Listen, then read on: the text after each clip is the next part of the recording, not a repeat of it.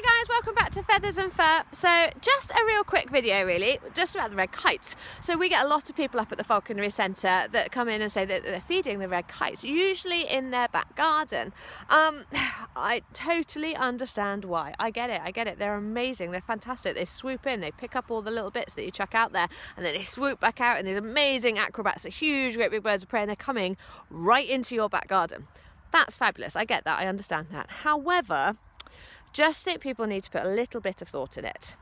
My first problem, you're feeding in your back garden, for goodness sake. There are rats everywhere. If you're chucking food out into your back garden and you've got a lovely row of 8 houses next to you, the rats are going to be living 4 doors up underneath Mr. Smith's decking and coming to feed or smell that lovely smell of meat that you've been chucking out in your garden.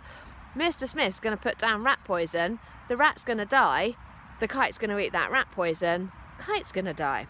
So just think about, you probably don't want to put the food out, if you are feeding them, into anywhere where rats are going to be an issue and poisoning is an issue. It's a big problem. Secondary poisoning is a massive problem for raptors in this country. So don't do that. Secondly, one of the biggest problems is what people are feeding them. My favourite was PB&J sandwiches, peanut butter and jelly sandwiches, or peanut butter and jam sandwiches. They don't eat that. They pick it up though, because they're kites and they pick up every little scrap. They'll pick up your knickers off your washing line and put it in their nest. They're that kind of bird. You want to be feeding them whole foods. So I'm actually out in a field at the moment. I'll explain what I'm doing at the moment, but this is a whole food diet for a red kite. It has got the fur, it's got the bones, it's got the meat, it's got the viscera, the insides of it. That is what you should be feeding, not your cooked chicken carcass from a Sunday afternoon, because it'll take the cooked chicken bones, usually drops them 4 gardens up for my Labrador to come and eat them, or it just doesn't get anything from it. My second favourite one is jam, bacon. Lots of people feed bacon. Please don't feed bacon or sausages. They're not good for you. Why are they good for a bird that lives in the wild? Definitely not those. So think about what you're feeding. Make sure it's whole carcass. You can get those day-old chicks, usually from reptile centres. So for instance, we're based up just outside Reading. The garden centre that we're based in has an exotics animal section, so reptiles and snakes, and they sell dead mice, dead chickens. That's where I buy all my stock from. You could go and buy that from there as well. Keep them in your freezer, take a couple of out.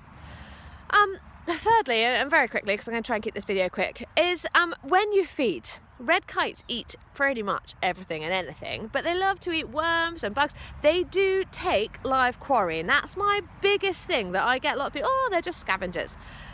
The red kites have become, in my opinion, a little bit like the urban fox. A fox is very capable of killing its own dinner, not a problem. Anyone that keeps chickens or rabbits will know about this. However, in an urban situation, why bother? Why bother killing it when you can go and raid a dustbin? And that's exactly what the red kites in the urban situations are doing. Why bother going and taking ground nesting chicks and small land mammals when you can just go and hang out someone's garden and pick up the rubbish that they're throwing out? So just be aware that they are killers. So that means that in the summer, in the autumn, in the spring, you don't really need to be feeding them. The only time I would say it's a great idea to feed a red kite is when the ground is so frozen that they can't get worms. They do spend a lot of their time eating worms in the mornings. They'll walk around on the ground. If it's so frozen or it's been really wet and the weather is really extreme, then that's a time I would suggest, that would be a good time to feed them. It is an extreme day today. It's pretty damn cold, and we are in the current process of applying for our new license. It's called an animal activities license, and one of them was one of the kind of things that we're having to do for it was just to make sure all the things like our freezers are cleared out and our fridges are clean, and it was just a really good kick in the butt for us to go, right, you know what, we're going to sort for our freezer. So this morning I have been, on this coldest day that I could possibly get, sorting through my freezer, and I have come down to our field at the very bottom of the garden centre, and I have put out our kind of spare food that we had that I just wasn't going to be using. So one of the spare food bits in my freezer was a pigeon. We don't actually feed pigeon. It was brought into us as a rifle shot bird, but I don't feed pigeon to my birds because it just encourages them to hunt pigeons, and they often have diseases that I don't like to mix over with my birds. We also have things like this. This is fantastic. This is a venison back. So I know that this is not necessarily a whole carcass food because the kites aren't able to eat the whole bones, but it's got lots of little niggly bones in there for the kites to eat.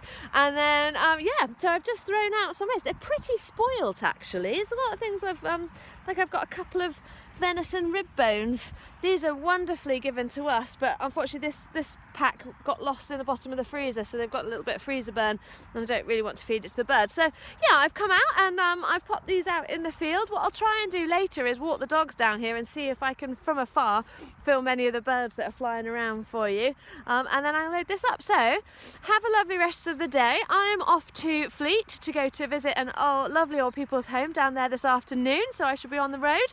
Have a lovely day and take care. Bye.